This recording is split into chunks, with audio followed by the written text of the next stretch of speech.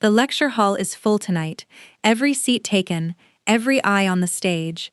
Rowan Vale stands at the podium, spine straight, voice level, the same composed mask she always wears when the whole world is watching her. Nobody else can see what I can see. Her hand finds mine under the table, cold fingers curling around my palm like she's checking that I'm still there. And for 1 second, just one, I feel it. The faint, unmistakable tremor running through her fingers. Rowan Vale is shaking. The girl who once made a full lecture hall go silent, just by walking in. The girl professors were afraid to grade. The girl no one dared sit beside. She's shaking, and she's holding my hand to keep from falling apart in front of 300 people. But 8 weeks earlier, everyone had warned me never to sit near her. My name is Lena Hart, and I am, by every definition that matters on this campus, unremarkable, scholarship student, quiet, the kind of person who sits in the third row, takes careful notes, and leaves before anyone remembers her name. I signed up for the Ethics of Persuasion seminar because it fit my schedule and because the course description promised rigorous debate training, which sounded impressive on a transcript. I did not know, walking in on the first day, that I was walking into the one class everyone else was trying to avoid. "You're taking persuasion? With Vale in it?" my roommate asked the night before, eyebrows raised so high they nearly left her face. "Lena, that class ate a professor last year. Like, actually, he doesn't teach here anymore." I heard she got him fired. Someone else added later, in the dining hall, dropping her voice like the walls had ears. "On purpose. She's ruthless. Don't make eye contact." By the time I walked into the seminar room, I had heard 4 different versions of the same story, and all of them ended the same way. Rowan Vale destroys people. And you do not want to be next. The room itself did nothing to calm the rumors. It was small, horseshoe-shaped, the kind of space built for confrontation rather than comfort. I picked a seat near the middle, laid out my notebook, and watched the door. She walked in 6 minutes after the rest of us. Not late enough to be reprimanded, early enough to make an entrance. Rowan Vale did not look like a monster. That was the first thing that struck me.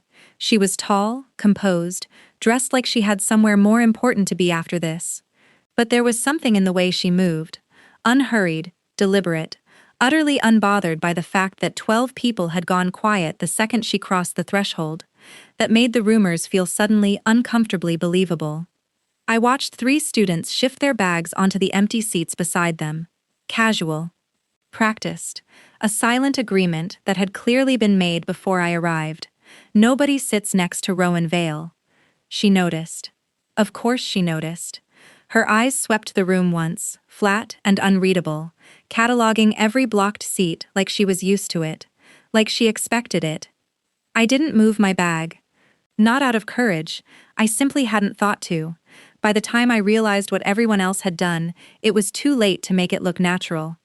Rowan crossed the room and sat down beside me. Nobody said anything, but I felt the collective breath the room took, the way conversations paused half a beat too long. I kept my eyes on my notebook, my pen gripped a little too tightly, and said nothing. She didn't either. Not that first day. She opened her notebook, wrote the date at the top in small, neat handwriting, and that was it. No introduction.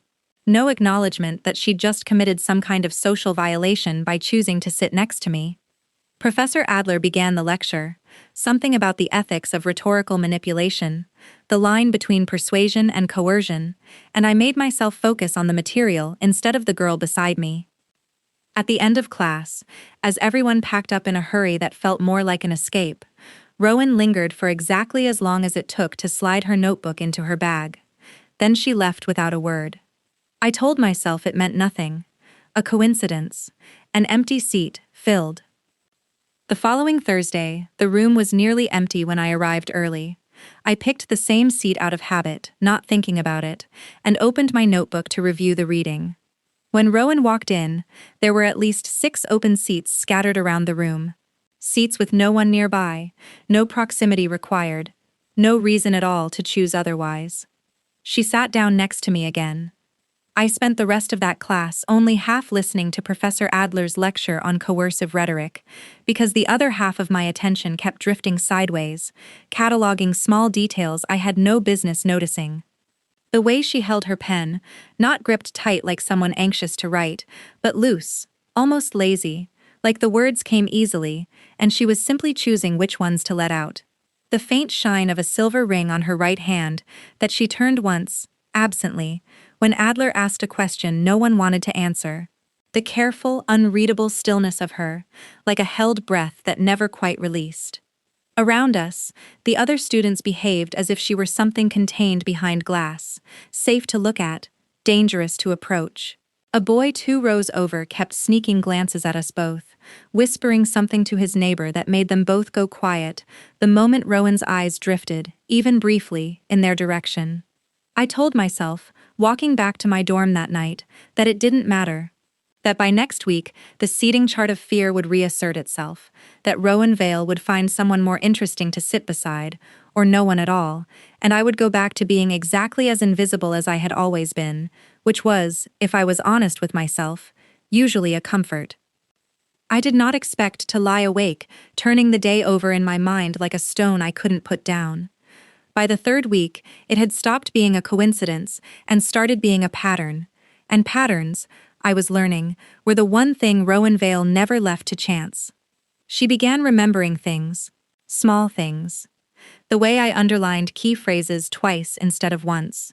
The way I always ordered the same tea from the cart outside the lecture hall, jasmine, no sugar, because she showed up one Thursday holding 2 cups instead of 1 and set the second down in front of me without comment, like it was simply expected that I would drink it.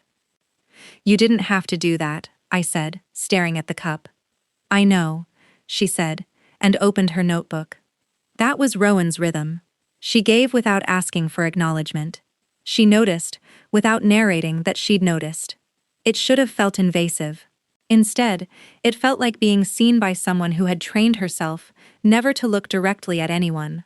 I started noticing her too, the way her jaw tightened whenever another student said something intellectually lazy, though she never corrected them unless the professor asked her directly.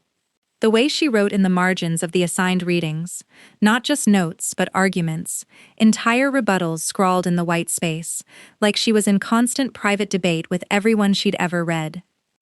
One Tuesday, I left an article recommendation folded into the pages of the assigned text I'd lent her. Something tangential, about persuasion in courtroom settings, that had made me think of a comment she'd made in class. I didn't expect her to read it. I certainly didn't expect what I found when she returned the book a week later, my recommended article, annotated in the same small, deliberate handwriting, with a private response written in the margin just for me. "This changes the whole argument. Come find me if you actually want to talk about it, not just trade notes like strangers." I found her in the library that same evening. We didn't just talk about the article. We talked for 2 hours, past closing announcements, until a librarian had to physically ask us to leave. It was during one of those library sessions, reaching for the same book at the same time, that our hands brushed. It lasted less than a second, an accident, nothing more, but Rowan didn't pull away first. I did, startled by my own reaction, by the warmth that had nothing to do with the temperature of the room. She looked at her hand for a moment after, like she was recalibrating something. My best friend Priya noticed the pattern before I let myself admit it out loud. "She waits for you after class now," Priya said one afternoon, watching from across the quad as Rowan leaned against the wall outside the seminar building, clearly killing time until I emerged. "Every single day. That's not a coincidence, Lena. She's not waiting for me. She just happens to leave at the same. She is looking directly at the door you're about to walk out of." I didn't have an answer for that. The next Thursday, gathering my things while everyone else filed out, I finally asked the question that had been building in me for 3 weeks. "Why do you always sit here?" Rowan didn't look up from her bag immediately. When she did, her expression was carefully neutral, but there was something underneath it. A flicker, gone before I could name it. "Because no one else listens properly," she said. It wasn't an answer. It was a door left slightly open, just enough to see there was a room behind it, not enough to see what was inside. I thought about that answer for days afterward, turning it over the way I'd once turned over the rumors that had first warned me away from her. Because no one else listens properly.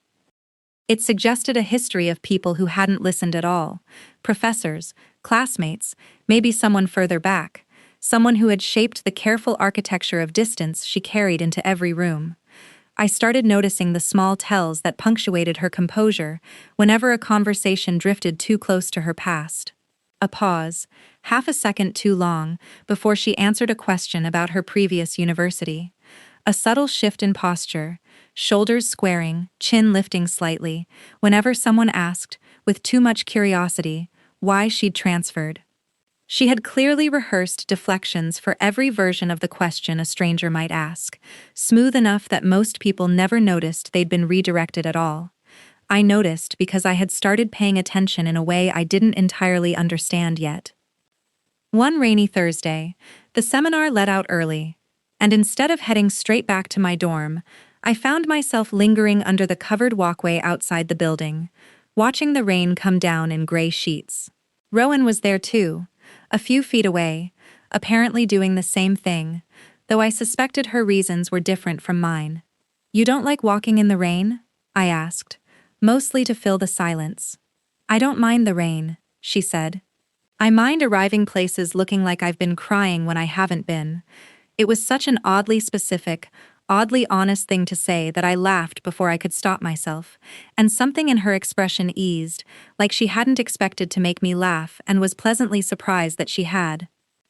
We ended up walking back together anyway, sharing the single umbrella I'd thought to bring, close enough that our shoulders brushed with every other step, neither of us mentioning it, both of us, I think, acutely aware of it. By the time we reached the dormitory quad where our paths diverged, I didn't want the walk to end, and the realization unsettled me more than the rain ever could have. Professor Adler announced the paired investigation project in the fourth week, and the entire room seemed to hold its breath as he read off assignments in alphabetical order, everyone silently praying not to be paired with Rowan Vale. Heart and Vale. I heard the small collective exhale of relief from everyone else in the room. I didn't dare look at Rowan's face to see her reaction. When I finally did, she was already looking at me, and there was something almost like amusement in her expression, like she found the room's terror mildly entertaining. "Guess we're stuck with each other," she said, low enough that only I could hear. "Guess so." The project required weeks of joint research into a historical case study of persuasion and institutional cover-up, and it meant late library sessions that stretched past midnight, shared documents edited simultaneously until our cursors nearly collided on the screen, and long walks back to the dorms arguing about interpretation, about ethics, about whether intent mattered more than impact. We disagreed constantly. Rowan argued in absolutes. I preferred nuance. She thought most people were too afraid to say what they actually believed. I thought most people simply hadn't been given the language for it yet. Every disagreement should have exhausted me. Instead, I found myself looking forward to them, to the particular quality of her attention when she was building an argument just for me to dismantle. She started remembering my order without me telling her twice. Jasmine tea, no sugar, extra hot because I always let it sit too long while I worked. She'd set it down beside my laptop without breaking stride in whatever point she was making, like the gesture cost her nothing, though I was beginning to understand it cost her more than she let on. One night, deep into a library session, I noticed her hand tighten around her pen the moment another student, someone from a different class, someone with no idea who she was talking to, made an offhand joke about professors who deserve to get fired. Rowan's face didn't change, her voice didn't change, but her knuckles went white around the pen, and she didn't relax until the student had walked away. "You okay?" I asked. "Fine," she said too quickly. I didn't push, not yet. But I started paying attention to the pattern, the flinch that lived just beneath her composure, always there, always suppressed the second anyone might notice it. She told me pieces of her past in fragments, never the whole story, always just enough to satisfy the question without answering it fully. There had been a professor at her previous university, there had been an investigation, there had been consequences, and she had been the one who paid for most of them, though she never said exactly what had happened, only that the version everyone believed was not the version that was true. "People like a simple villain," she said one night, staring at nothing in particular. "It's easier than a complicated truth." I wanted to ask what the complicated truth was. Something in her face told me not to, not yet. So instead I said, "I don't need it to be simple. I just need it to be honest. Whenever you're ready to tell me." She looked at me for a long moment, like she was recalculating something about who I was. There was a night, deep into the research phase of our project, when we lost track of time entirely, working through a stack of case files spread across a corner table in the library's rarely used periodicals room. Somewhere around midnight, Rowan set down her pen, rubbed her eyes, and said, without any particular preamble, "You're the first partner I've had in 2 years who hasn't asked me, directly or indirectly, whether the rumors are true. I figured if you wanted me to know, you'd tell me." Most people can't resist asking. It's like they need permission to keep being afraid of me, or permission to stop. Which do you want more? For people to be afraid of you, or to stop? She considered the question with more seriousness than I expected. I used to think I wanted people afraid. It felt safer than being underestimated. Now I think I just want to stop performing either one. It was the most unguarded thing she'd said to me yet, and I didn't push further, sensing correctly that pushing would close the door she'd only just opened a crack. We fell into an easy rhythm after that, research by day, arguments by night, the project itself becoming almost secondary to the conversations that spiraled out from it. She taught me how to find the holes in an argument faster than I'd learned in 3 years of coursework. I taught her, without meaning to, that not every silence needed to be filled with a defense. There was an afternoon when a group of students from a different section recognized her in the dining hall and went visibly quiet, redirecting their table conversation, throwing careful glances in her direction, the way people look at something they've been told is dangerous. Rowan didn't react outwardly. She kept eating, kept talking to me about the case study, her voice perfectly even. It was only when we stood to leave that I noticed her hand had curled into a loose fist at her side, knuckles pale, the tension held somewhere the rest of her body wasn't allowed to show. "They do that a lot," I said quietly, once we were outside. "You get used to it. You shouldn't have to." She didn't answer that, but she didn't dismiss it either, and I counted that as its own kind of progress. A visiting lecturer's name was Dr. Whitfield, and the moment he was introduced at the front of the room, I understood why Rowan had gone still the week before. I didn't know the details yet, but I knew, with total certainty, that this man was connected to whatever had happened at her previous university. He spent the first 20 minutes of the seminar discussing institutional trust and reputational damage in the abstract, safe and theoretical, the kind of lecture that could have applied to anyone. Then, with the calculated casualness of someone who had planned this moment in advance, he turned the discussion personal. "Some of you may be aware," he said, looking directly at Rowan for the first time, "that we have a student in this room with first-hand experience of exactly this kind of scandal.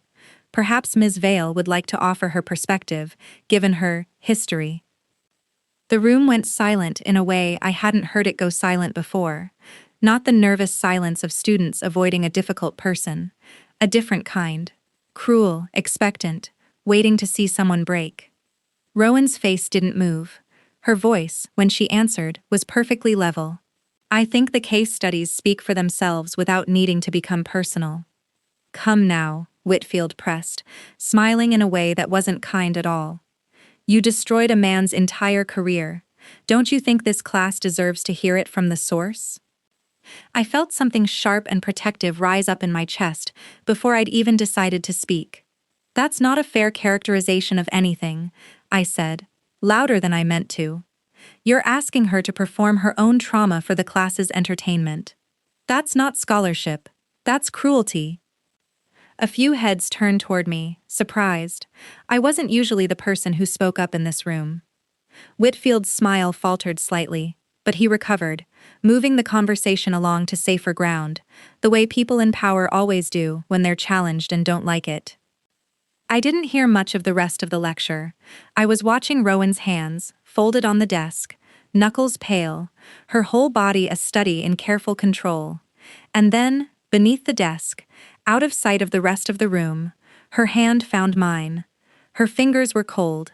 They wrapped around my hand and held on with a grip that was too tight to be casual, and I understood, in that moment, that the flawless composure on her face was a performance being held together by sheer force of will, and this, my hand, hidden from view, was the only place she was allowing herself to fall apart. I felt it, the tremor running through her fingers, faint but unmistakable. Campus's most feared girl, unshakable in every visible way, was shaking, and no one in that room could see it but me. I laced my fingers through hers and held on, matching her grip, and didn't let go for the rest of the class. Her thumb moved once, slowly, against my knuckle. It might have meant nothing. It felt like everything. When class ended, Rowan gathered her things quickly, avoiding my eyes. I caught up with her in the hallway. "Rowan, you shouldn't have defended me," she said quietly, not looking at me. And then she walked away before I could answer. I stood in the emptying hallway for a long moment, replaying the last hour in my mind. Whitfield's calculated cruelty, the room's hungry silence, the tremor in Rowan's hand that no one else had been allowed to witness. Something in me had shifted permanently in that classroom, though I couldn't yet name exactly what. Priya found me still standing there a few minutes later, having heard secondhand what had happened. "Are you okay?" she asked. "I don't know," I admitted. "I think I just understood something I didn't understand this morning." "What's that?" "That I'm not just curious about her anymore.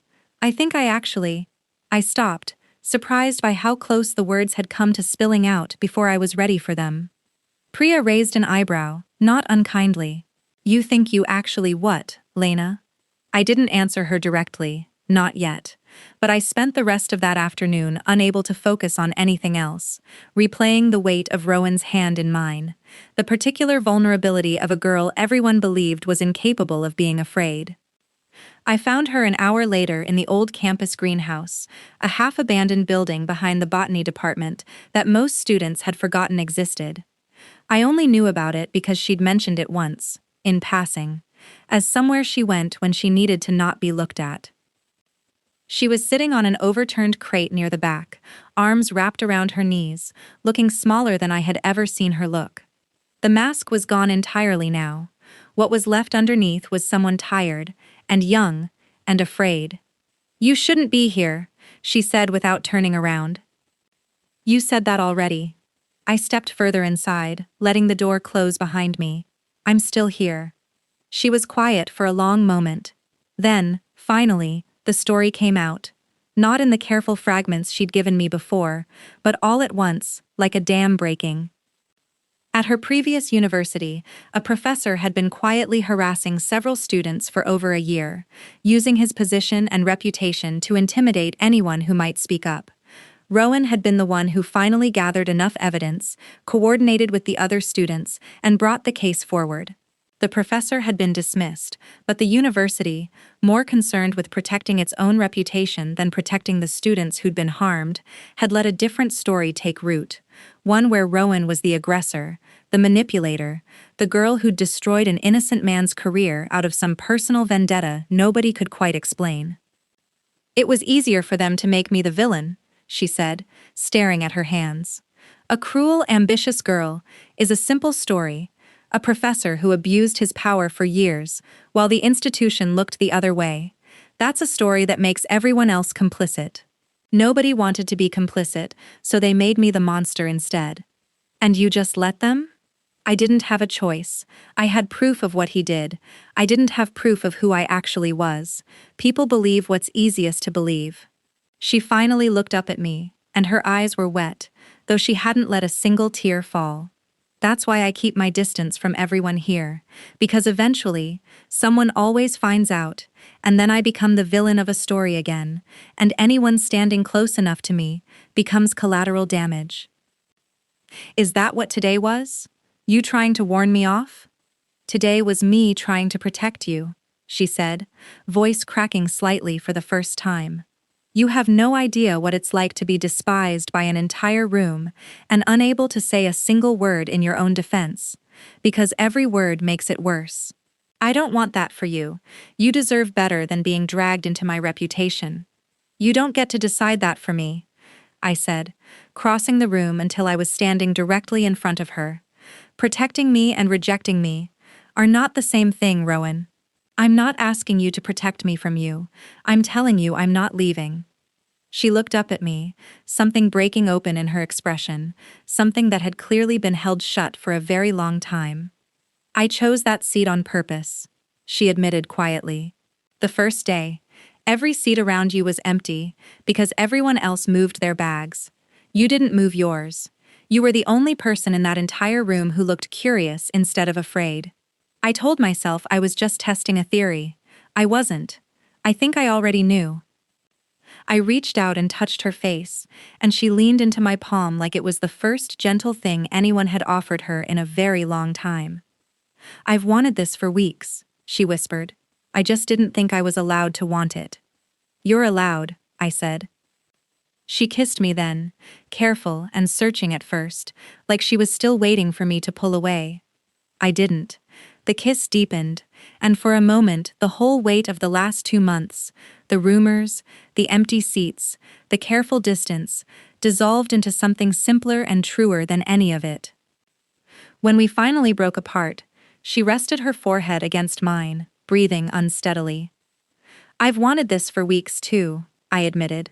I just didn't know if it was real, or if I was imagining things because I wanted it to be real.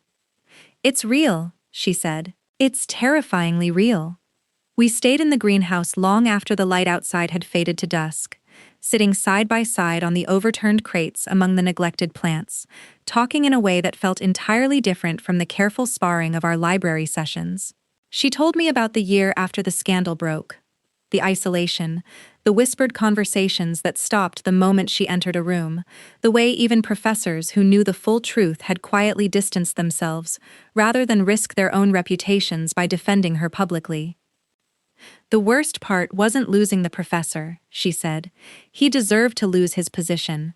The worst part was realizing how easily an entire institution could decide the truth was inconvenient, and just replace it with something simpler, something that didn't implicate anyone else.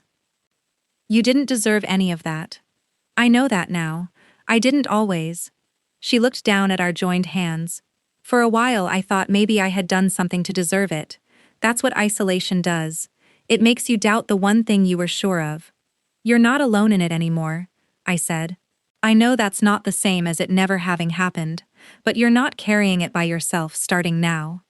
She turned to look at me, something searching and hopeful, and still faintly disbelieving in her expression, like she was waiting for the moment I'd take it back. I didn't take it back. I kissed her again instead, softer this time, less searching and more certain, and when we finally left the greenhouse, it was fully dark outside, the campus lit in patches of amber lamplight, and neither of us let go of the other's hand the entire walk back. The weeks that followed were softer than anything I had let myself imagine. We were careful in public at first, Rowan still hyper-aware of the eyes that followed her everywhere, still bracing for the moment someone decided our closeness was worth turning into gossip. We took walks around the quieter edges of campus, instead of the crowded quad. We studied together in corners of the library that most people forgot existed, the same way she'd taught me to notice the greenhouse. Priya was skeptical at first, in the protective way best friends are supposed to be. I just need you to be sure, she said, the first time I told her. Everyone talks about Rowan Vale like she's some kind of storm. She is, I said, but she's not the storm people think she is. It took a few shared study sessions, a few late-night conversations where Rowan let her guard down enough to be funny, dry, unexpectedly gentle, before Priya finally admitted, grudgingly, "Okay, I get it now." We exchanged books instead of just borrowing them. Rowan gave me a worn copy of essays she'd annotated years ago, full of arguments she no longer entirely agreed with, and I gave her a novel I'd loved since I was younger, one I'd never lent to anyone because I was afraid of what it would mean if they didn't love it too. She finished it in 2 days and told me, very seriously, that the ending had made her cry, which felt like its own kind of intimacy. The first night we spent together, really together, she was quieter than I expected, almost hesitant in a way that didn't match the girl who commanded silence just by entering a room. "I worry sometimes that I'm too intense," she admitted, in the dark, her fingers tracing idle patterns against my hand, "that I care too hard, too fast, and it scares people, and then they leave, and I end up alone with the fallout." "I'm not scared of you caring too hard," I told her. "I'm scared of the opposite, of you deciding I'm safer without you, and disappearing to protect me from something I never asked to be protected from." "I won't promise I won't be scared," she said, "but I'll promise to tell you when I am, instead of just disappearing." That's all I'm asking for, not blind reassurance, just honesty. After that night, something shifted between us, a settling, a certainty. She started holding my hand outside of class, without checking first who was watching. Small gesture. It meant everything. We fell into a quiet domestic rhythm that neither of us had experienced before. Not really. Sunday mornings spent reading in comfortable silence, her leg thrown over mine on the narrow dorm bed, the two of us trading pages of whatever novel had captured her attention that week. She discovered she liked cooking, badly, and I discovered I didn't mind eating the results anyway, because watching her concentrate on a recipe with the same fierce focus she brought to a debate was somehow one of the most endearing things I'd ever witnessed. Priya, once she'd fully come around, took to including Rowan in our weekend routines without ceremony, as though she'd always been there.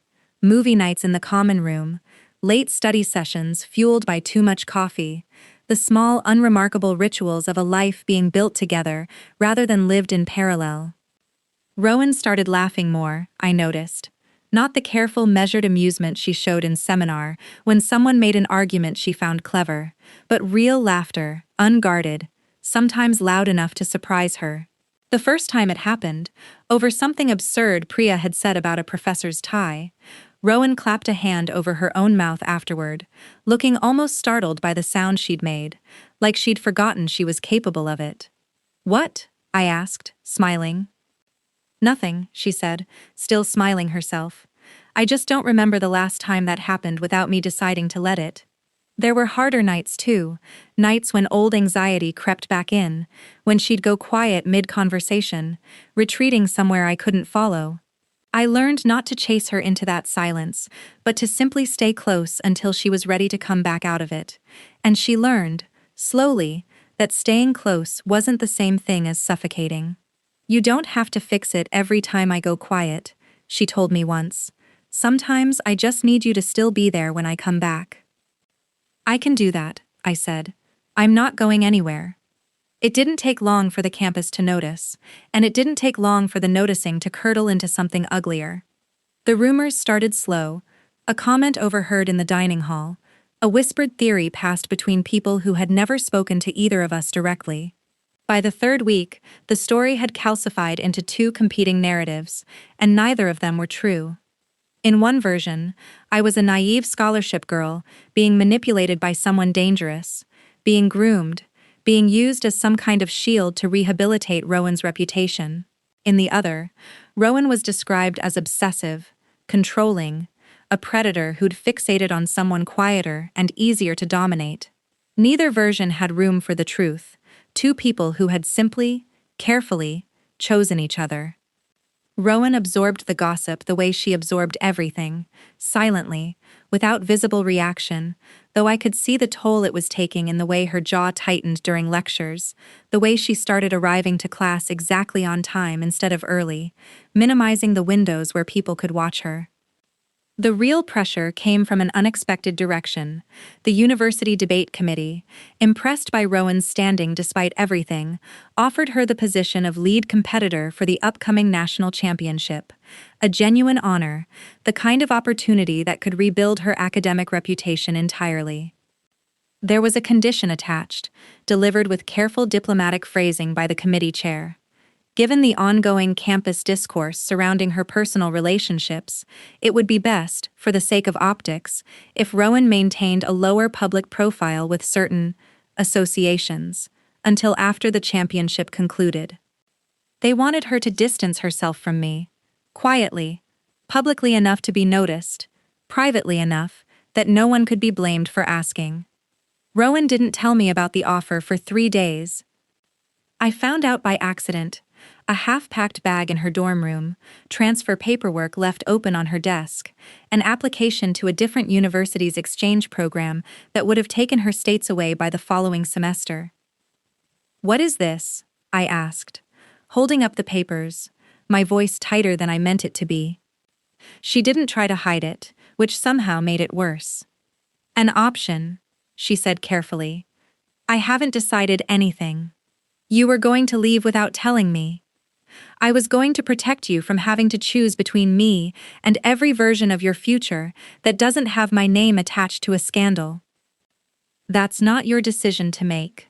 Lena, loving me shouldn't cost you your future," she said finally, quietly, and I realized she meant it as an explanation, not a decision she'd already made, a fear she was still wrestling, out loud for the first time. "You don't get to decide what my future is without me," I said, and I meant every word of it. "If you're going to fight for that championship, fight for it. If you're going to walk away from me, do it to my face, not by disappearing onto some exchange program 3 states away. But don't you dare make this choice on my behalf and call it protection." She looked at me for a long moment, something breaking and rebuilding behind her eyes. "I'm scared," she admitted, finally, plainly, "of losing everything I've worked to rebuild. And I'm scared of losing you. I don't know how to hold both at once without breaking." "Then let's figure it out together.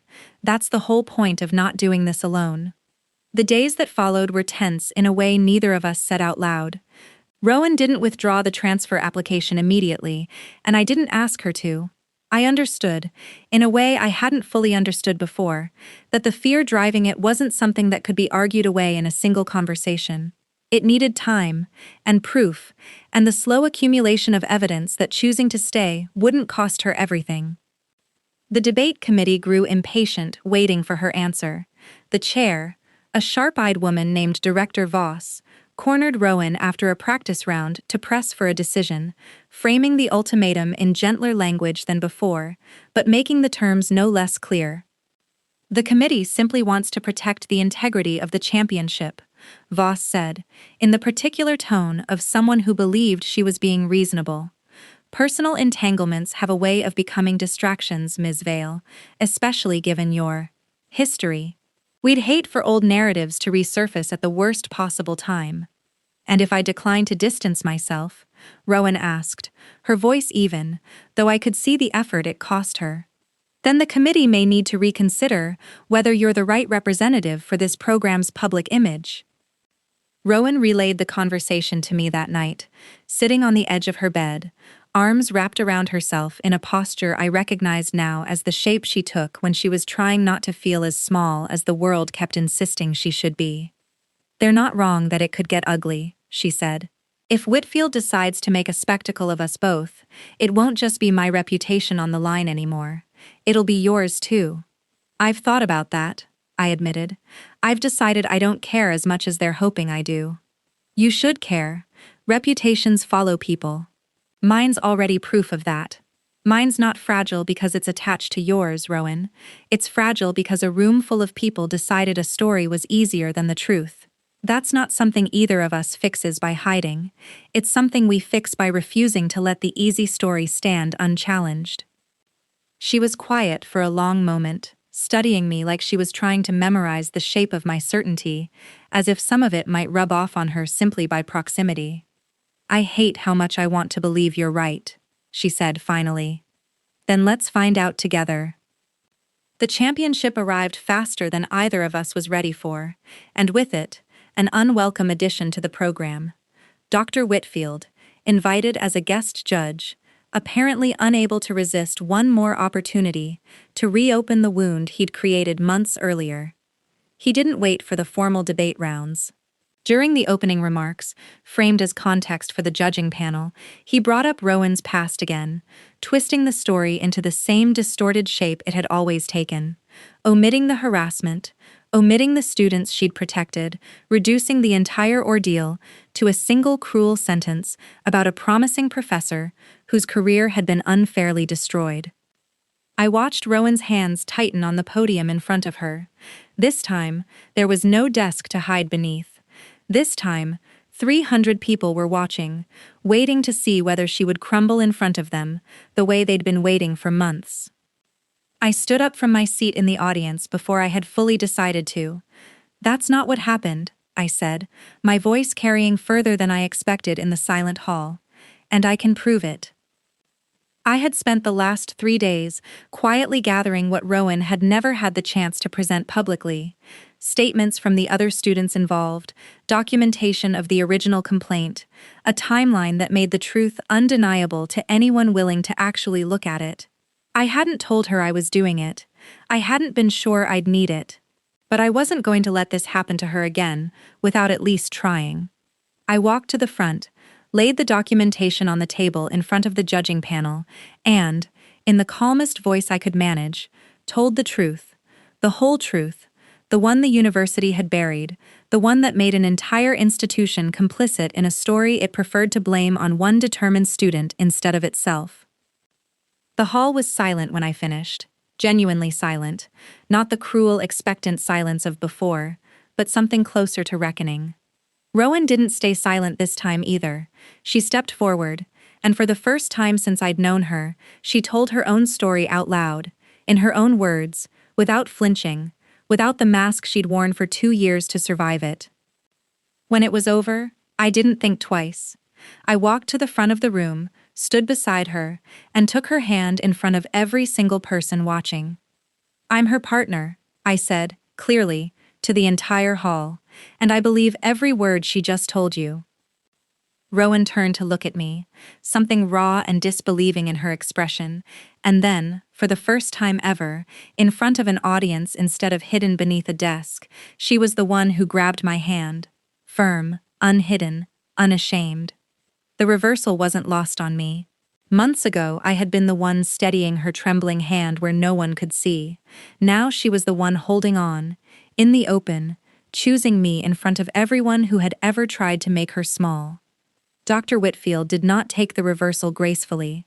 He attempted, briefly, to discredit the documentation I'd presented, questioning its authenticity in front of the panel, but Director Voss, who had clearly not expected the depth of evidence laid out before her, silenced the objection with a single sharp look and requested copies for the committee's formal records.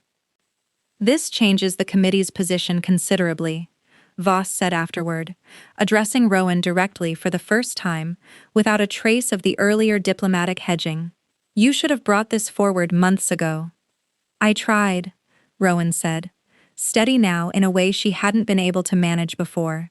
"Nobody wanted to hear it from me, they only wanted to hear it once someone else was willing to stand beside me and say it." The comment landed exactly as pointed as she intended it to, and Voss, to her credit, didn't argue the fairness of it. Whitfield left the hall before the results were formally announced, and I noticed Rowan watching him go with an expression that wasn't quite triumph, something quieter, more like relief, the particular exhaustion of finally setting down a weight she'd been carrying since before I'd ever met her. Outside, once the crowd had thinned, she pulled me aside into the relative privacy of the emptying corridor. "You went behind my back to build that case," she said, not quite an accusation, more like she was still processing it. "I did," I admitted. "I wasn't sure I'd need it. I just didn't want you walking into that room without a shield if it turned out you did. Nobody has ever done something like that for me before." "Get used to it," I said. "I'm not planning on stopping." She laughed, a little unsteadily, and pulled me into a hug that lasted long enough that a few passing students slowed to stare, and for the first time, Rowan didn't seem to notice or care that they were watching at all. The championship results didn't matter nearly as much as everyone expected them to, in the end. Rowan placed, though not first, a footnote compared to everything else that had happened that day. The truth had gotten out, properly this time, undeniable and documented, and the story the campus told about her began, slowly, to change shape. The following semester, we walked into the same horseshoe-shaped seminar room for a different class, the two of us together this time, no rumors trailing behind either of us, though a few students still glanced up at Rowan with the same old wariness. Some habits take longer to unlearn than others. She still made people nervous. That much hadn't changed, and honestly, I didn't want it to. It was part of her, the sharp edges, the unwillingness to perform smallness for anyone's comfort. She sat down beside me, the same as she always had, and this time, when her hand found mine beneath the desk, it wasn't hidden at all. She laced her fingers through mine, resting our joined hands openly on the desk, in full view of the entire room. "Are you still afraid?" I asked her quietly, watching the way she held her chin steady, despite the lingering stares. "Always," she said, a small, real smile tugging at the corner of her mouth, but not of being seen anymore. The story of that day had spread across campus in the weeks that followed, but it had changed shape in the retelling, the way stories do when the truth finally outweighs the rumor. There were still people who whispered when Rowan walked into a room. Old habits, as I'd said before, take longer to unlearn than most people expect. But the whispers had a different quality now. Less fear, more curiosity. Less judgment, more something that almost resembled respect. Professor Adler, who taught the new seminar we now shared, made a point one afternoon of acknowledging, without naming specifics, that some of the most valuable lessons in ethics came not from textbooks but from watching students refuse to let an easy lie stand in place of an inconvenient truth. He didn't look at Rowan when he said it, which somehow made the acknowledgement land harder than if he had. Director Voss reached out that same month with a formal offer to reinstate Rowan as lead representative for the following year's national circuit, this time without conditions attached. Rowan hadn't decided yet whether she'd accept. For the first time, the decision felt like it actually belonged to her. We still went to the greenhouse sometimes, though we no longer needed it as a hiding place. It had become, instead, simply ours, the place where everything had first cracked open between us, kept now not out of necessity, but out of sentiment. "Do you ever think about how differently this could have gone?" I asked her one evening, sitting among the same overturned crates where she'd first told me the truth. "If I'd moved my bag that first day, like everyone else." "Every day," she admitted. "I think about it every single day. And every single day, I'm grateful you didn't." I studied her profile in the dim greenhouse light, the same composed lines that had once made an entire room go quiet with fear, now soft, unguarded, entirely mine to see. "For what it's worth," I said, "I wasn't being brave that first day. I just genuinely hadn't thought fast enough to move my bag before you sat down." She laughed, the real, unguarded laugh I'd grown to love more than almost anything else about her. "Don't ruin the narrative, Hart. Let me believe you were secretly courageous from day one." "I became courageous because of you," I said, more seriously than I meant to. "That part's true, even if the beginning wasn't." She reached over and took my hand, lacing our fingers together the way she had 100 times since, and for once, neither of us needed the cover of a desk, or a greenhouse, or the dark, to do it.